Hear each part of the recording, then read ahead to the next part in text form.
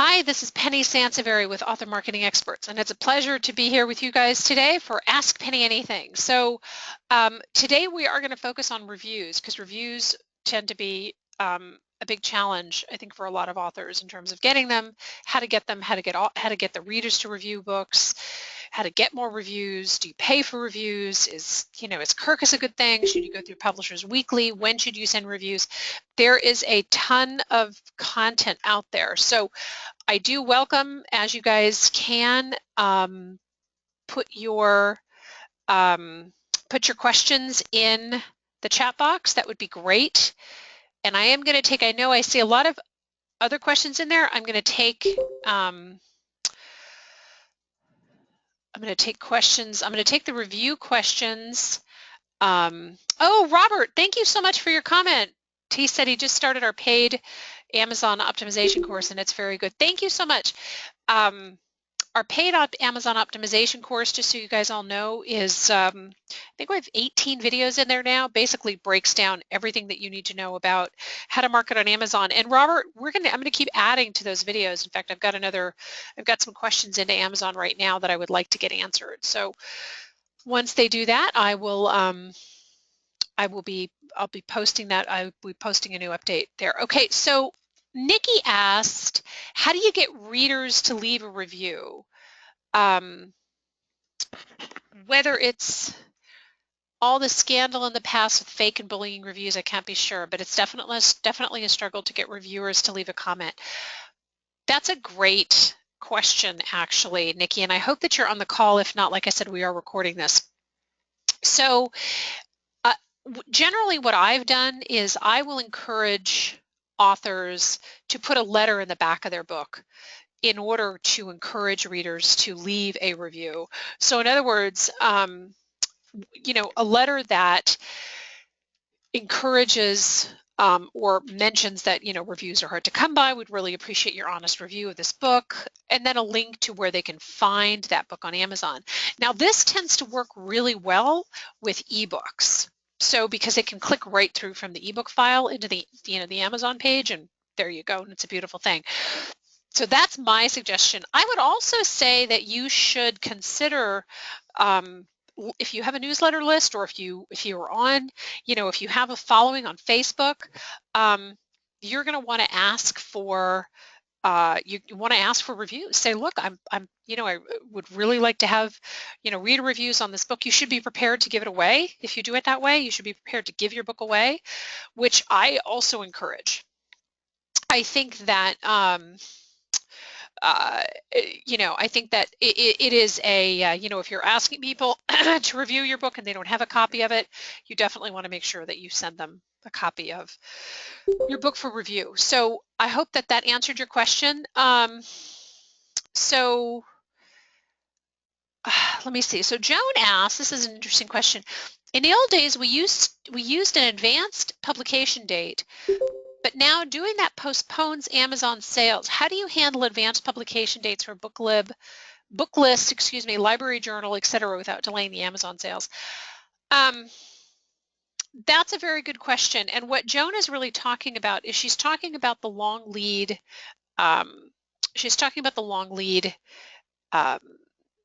Magazines, and she's talking about magazines that need a few months advance notice, and that's really going to be a business choice for you as whether or not you want to do that. If you have an advanced publication date, so let's say, for example, so I'm rewriting Red Hot Internet Publicity. So let's say hypothetically that my publication date is March of next year, okay? I will start to send review copies out today, but this book is not on Amazon yet. So once it hits Amazon, hopefully those reviews will have come in, and it'll sort of simultaneously. So I don't know that necessarily affects your Amazon sales. And Joan, maybe that's not what you were asking, but I hope that answered your question. So let me go up to, there was another question in here.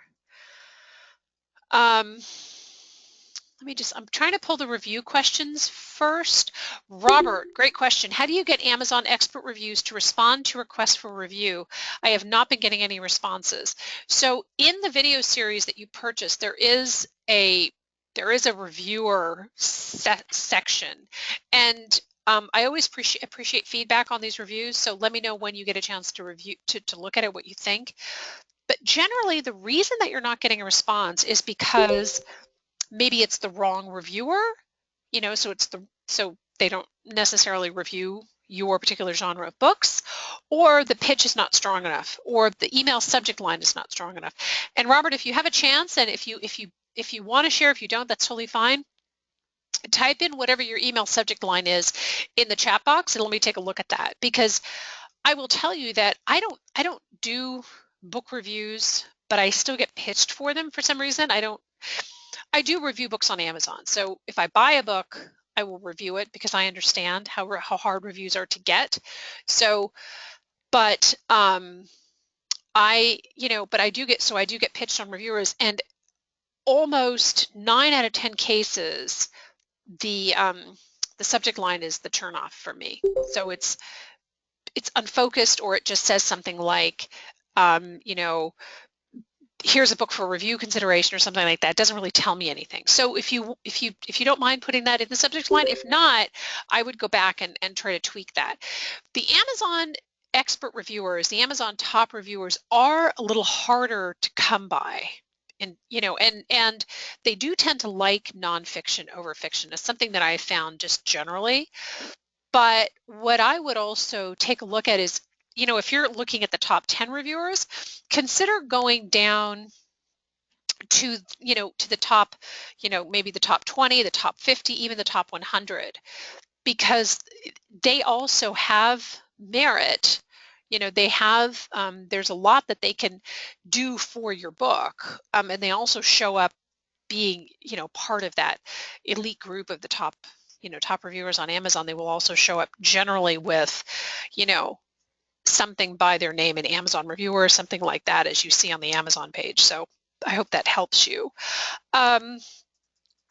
Okay, let me take a look at, and Robert, I know you also asked new info on themes for nonfiction on Amazon. That is also covered in the video series. If you have a particular specific question, let me know, because I'm happy to answer that. Okay, so Robert's subject line is ARC available for, and I'm having a hard time pronouncing it, Gumptionade or something? Okay, so I would recommend starting it with a different subject line. I would want to see something that entices me to open that email, all right? And we will hopefully cover pitching in another session, and I welcome your ideas, by the way. I'd really, really love to hear from you in terms of what you'd like covered in these future sessions, because these are all about you guys. But you really want to give people a reason to open up your email subject line, and take a look at some of the ways that you're getting pitched in email. And I'm sure that you are, whether it's for programs or events or anything like that. The email subject lines are generally pretty enticing. So they'll say something like, the biggest event in, Chicago is going on right now, and you should be here, or something like that. So you really want to give them a reason to open up that email, and that may be the part of the problem. So think about what is really going to pique a reader's interest about the book, distill that down to a subject line, and try to use that and repitch them. And by the way, I have no issue. I mean, as long as you're not repitching them daily, which starts to sound a little bit like stalking, and I'm sure you're not doing that, but I'm just saying I've known people to do that. You can repitch reviewers, because sometimes, like, if I get pitched for a review and I just delete it because the subject line doesn't appeal to me, if you repitch me again with a better subject line, I can guarantee you I will have forgotten that you pitched me the first time, because I don't, you don't give it that much mental attention. The other thing to consider too is that because so many of us read on our phones, right? We are scrolling through email and looking at the first couple of lines in that email. So when I look at my email on my phone, it actually shows me the first couple of lines, so I sort of know. So maybe the subject line intrigues me, and now I'm taking a look at how this email starts. Don't ramble, okay? Don't ramble in that. You want to keep it really, really short. In fact, I really recommend keep your pitch to a paragraph. I realize that you have much more to say about your book, but keep it really short. Never attach anything to that email, so don't attach a book or a cover. Don't assume that they want it. The other reason is because attachments, sometimes people have problems with getting those attachments in email and they wind up in spam. Okay, so just some guidelines for you guys, because Robert's question is very valid, and I'm sure that a lot of you have tried to pitch, bloggers. Most of you hopefully have tried to pitch bloggers and or Amazon top reviewers. The same rules apply across the board. The other thing to consider too when it comes to getting reviews is bottom-up marketing.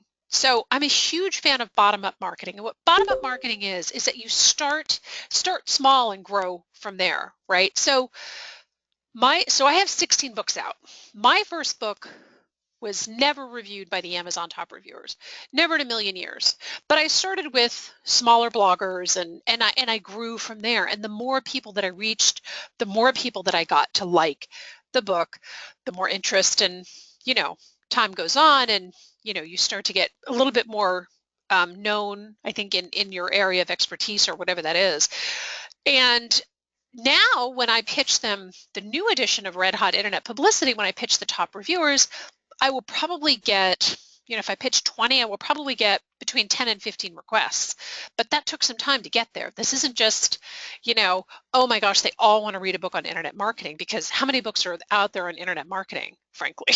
There's a lot of them, right? So consider, if you're really struggling with those top people, consider starting lower and building your way up. And it doesn't have to take 16 books to get to the top. Right? You can do it in this, you can continue to pitch the same book. But I will tell you that if you're pitching a top reviewer or a big blogger or something like that, if they see a book that has, 100, 200, or 500 reviews on Amazon, they're more likely to consider that book for review versus a book that has 5 reviews. So just something to kind of think about. Okay, so let me see, we have more questions.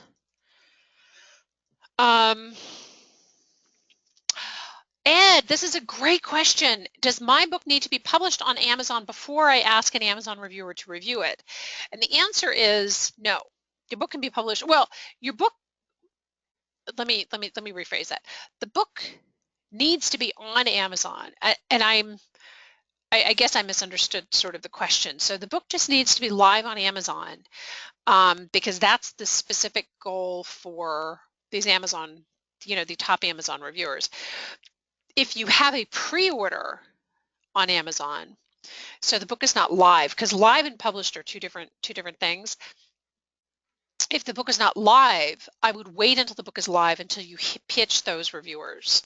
Okay, that's something to also be aware of, is if you have a book on pre-order, you can pitch reviewers, but you want to be careful with that, because they may want to go in and review the book right away, and they can't really do that if the book is up on pre-order, because Amazon won't let you post reviews to that book. So I hope that answered your question, but that's a great question though.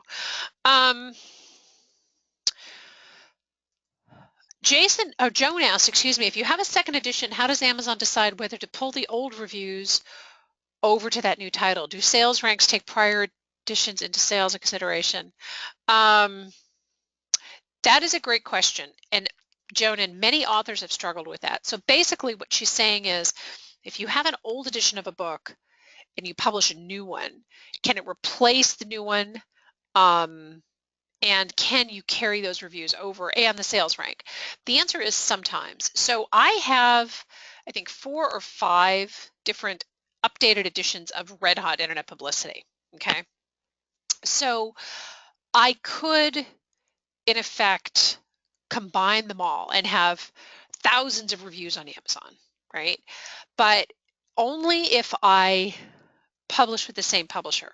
So I tend to switch, I tend to move around a little bit. So my last edition, which I published with CreateSpace, so this one will be the same way. So possibly I could probably do that, but it's not easy. So you have to talk to whoever. I would start by calling Amazon, and I would start by getting in touch with somebody at Amazon Author Central, and they will refer you to somebody who can help you, because Amazon Author Central won't be able to do this for you, most likely, but they can get you to somebody who can help you. And I don't know where, I was going to say it may be somebody in Kindle Direct Publishing, but that may also not be true.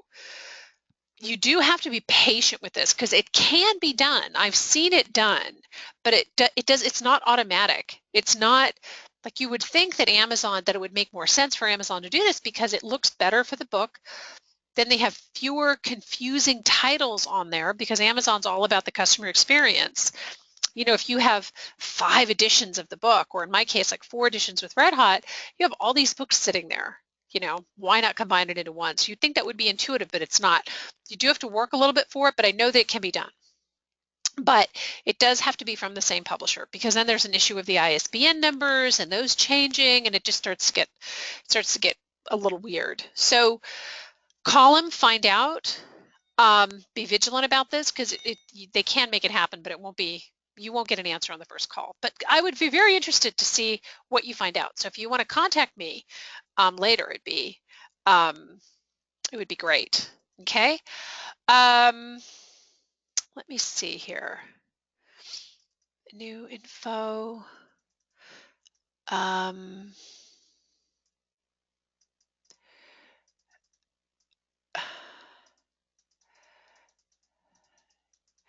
Okay, and I think that we have taken up pretty much all the questions. Paula asked about keywords on Amazon. How do you choose words specifically for genre fiction?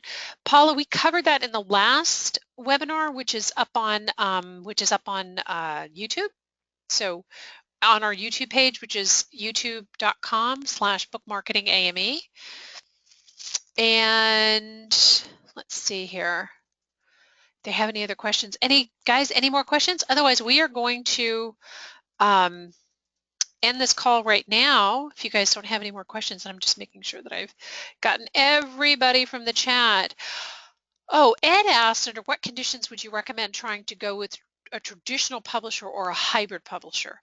And let me be clear on, and maybe you have a different definition of what a hybrid publisher is, but a hybrid publisher is actually a hybrid author. So a hybrid author is somebody who publishes traditionally as well as self-publishing. Okay, so I think Hugh Howey, who is very well known for his Wool series, mega best-selling author, he's considered a hybrid author. He self-publishes as well as traditionally publishes his books. Okay, so I hope that answered your question. In terms of a hybrid publisher, what you may be talking about is a cooperative publisher. So a publisher where you're technically not self-published. But I'm not exactly sure what you mean. So if you want to post that question in there before I was already conversing, we're hybrid publishers. I would need to know specifically what they did, because I'm not familiar. Again, and I will tell you, it's really interesting. These new terms keep popping up all the time in publishing. So hybrid publishers, my sense is what he means is that these are publishers who, you maybe pay them to market your book or something like that. I don't really know what that looks. I don't really know what that looks like. I'd be very interested to know the model. All right, guys. Any more questions? What is the one biggest mistake? Okay, Robert O'Connor asked, and we'll take this as a final question. What is the one biggest mistake to avoid when seeking reviews on Amazon? And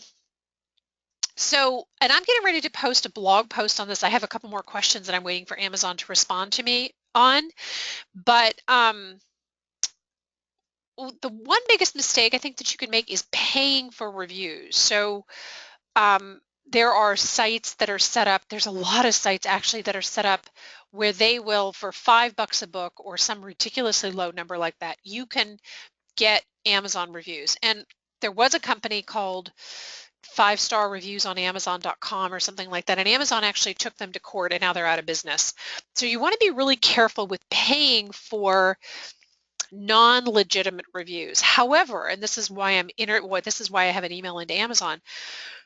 There's a question about, paying for reviews. So for example, Kirkus long time, very legitimate review organization. They have a service that you pay them for a review. If their review winds up on Amazon, which many times it does, is that still considered against Amazon's terms of service and part of a paid review? I think not, and that's kind of what I'm trying to get to the bottom of with Amazon, but that's sort of that's a very different thing. So a Kirkus is very different from or any blog tour company, because we do, blog tours for authors and get reviews, and technically they're paying us to do that, and we're getting those reviews. So I was asking Amazon, I'm like, there's a fine line here. But in case you're not familiar with it, Amazon went after Fiverr, not necessarily Fiverr directly, but there were a whole bunch of places that said, hey, for $5, we'll review your book on Amazon. And it was basically just cash for them. They weren't actually reading the book. They were just going in there and just posting whatever review. And as consumers, you can tell a really thoughtful review, excuse me, from a not thoughtful review, right? So you can tell when somebody has really read the book as opposed to when somebody's just kind of putting up 5 stars, great book. Doesn't really tell you anything. So that's one thing that I would avoid, other than, some of the pitching tips that I gave you for the, other than some of the pitching tips that I gave you for the Amazon top reviewers. All right, guys, that's it. Thank you so much for tuning in. I appreciate you checking out the second call, and we will be doing these. I think we're going to do another one in 2 weeks, but with Thanksgiving coming up, we'll probably want to punt that by a week. So just stay on our mailing list. This is Penny Sansevieri with Author Marketing Experts, and it's been my pleasure to present Ask Penny Anything. Thank you. Bye-bye.